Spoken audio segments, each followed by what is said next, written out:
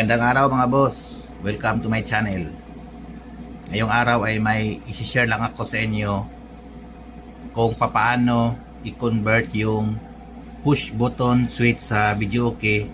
I-convert siya para magiging touch switch. Ito yun mga boss.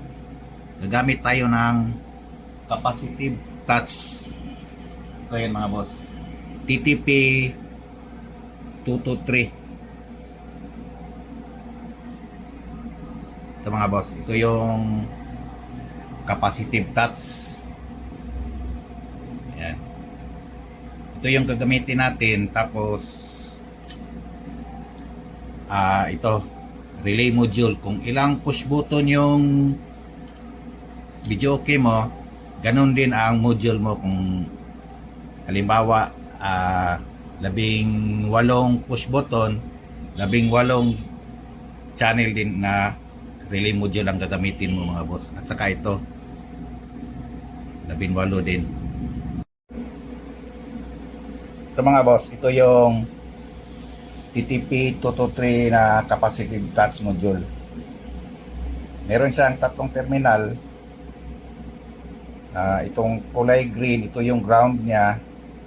Tapos itong violet sa gitna, ito yung output niya, signal output. At saka itong pula, ito yung supply niya. 5 volts lang ang supply nito mga boss. Tapos meron siyang trigger setting mode dito sa taas. Ito may letter A at saka letter B. Ayan mga boss.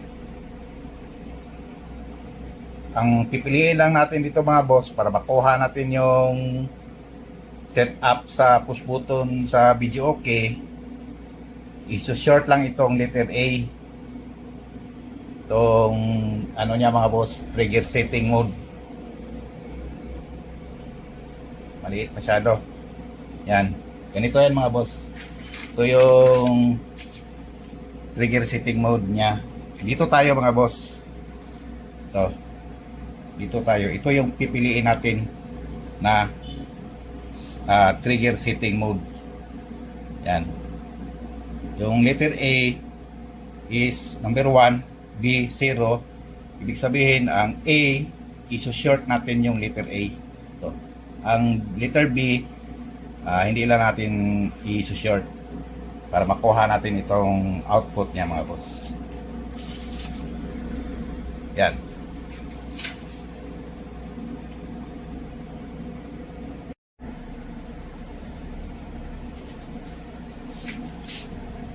At ganito lang ang paghinang nito mga boss.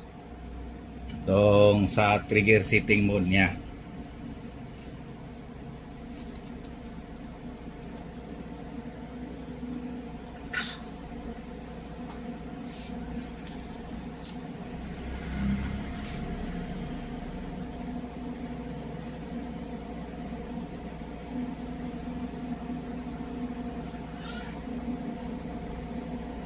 Short natin ang letter A.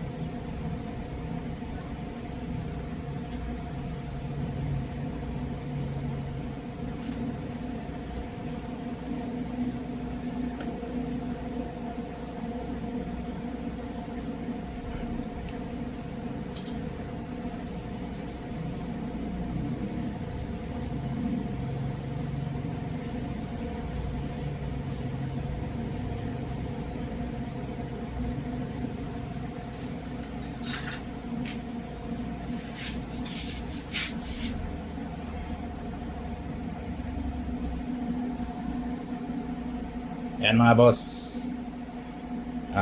na-short na natin yung letter A. Ganito lang ang paghinang mga boss. Ito siya, ito. Yan.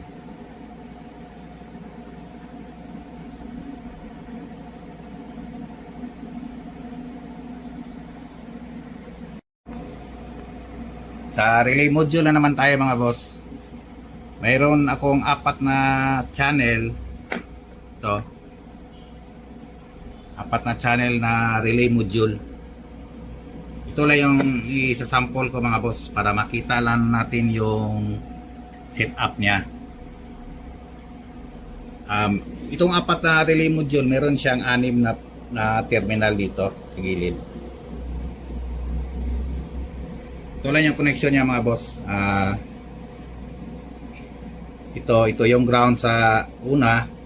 Tapos itong sunod, ito yung mga inputs niya. 1, 2, 3, 4. At saka yung sa gilid, ito yung supply niya. Yan mga boss, VCC. 5 volts pa rin ang supply nito mga boss. Pareho lang ng itong TTP 223 capacitive touch module. At sa output naman mga boss, ang gagamitin natin dito, yung output ng relay. Ayan. Ito sa kita, ito yung common. Ito yung normally close. At sa kabila, ito yung normally open. Dito tayo sa normally open mga boss. Itong dalawa. Ito yung gagamitin natin. Ito yung mula sa PCB ng player. Connect dito. Yan. Ito yung output niya. Tapos ang connection nitong capacitive touch, itong nasa gitna. Ito yung kulay violet. Ito yung sa signal niya. Dito yan siya mga boss. Dito yan siya i-connect sa input ng relay module. Yan, may 4 man siya.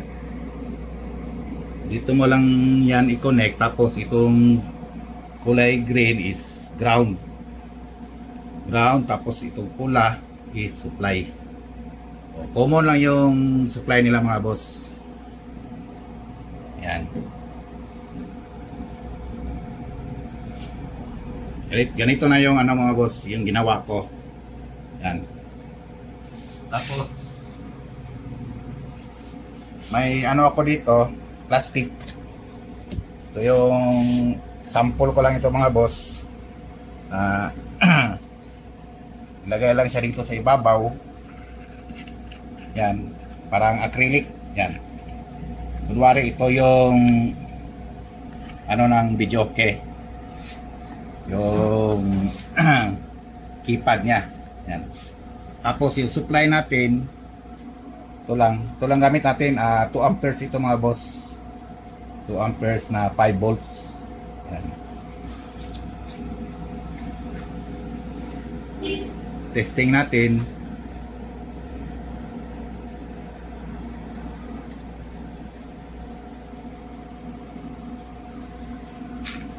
Yan.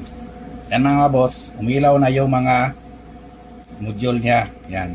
Pag hawakan mo yan, lalabas yung output. Ito. Yan. Tapos pag may acrylic na siya, limbawa ito, may acrylic na siya. Ganyan. Ganyan na yung itsura niya. Tapos pag nahawakan yan, ito. Yan.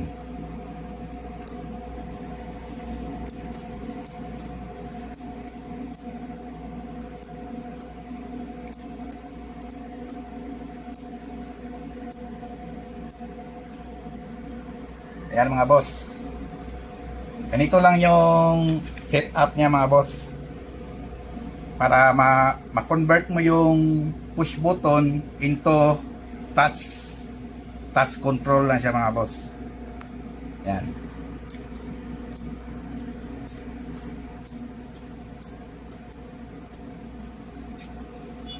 Hanggang dito na lang mga boss. Sana may nakuha din kayong kunting idea kung paano i-convert yung push button switch sa videoke into touch control switch. Yan mga boss. Maraming salamat sa inyong panunood mga boss.